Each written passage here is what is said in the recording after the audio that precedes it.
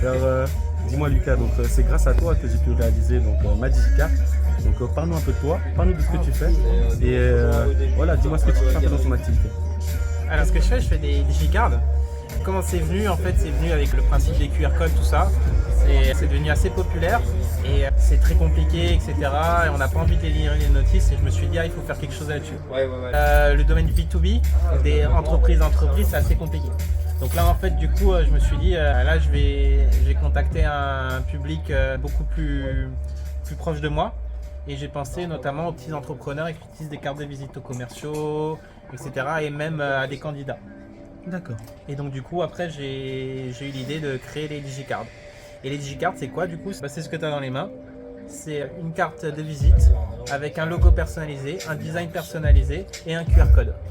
Ce QR code en fait il renvoie vers une page web qui est elle aussi personnalisée à ton image et qui du coup en fait elle permet d'afficher une fiche de contact, des vidéos.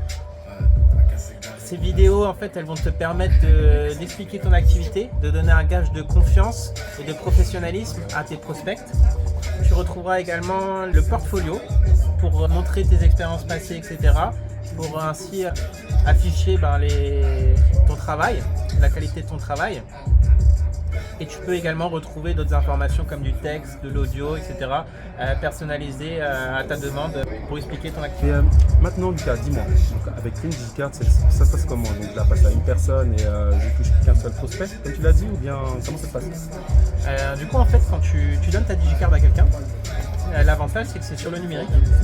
Donc en fait, elle va la scanner et sur son téléphone, déjà, elle l'aura dans l'historique. Donc là, même si elle perd la carte de visite, elle l'a toujours.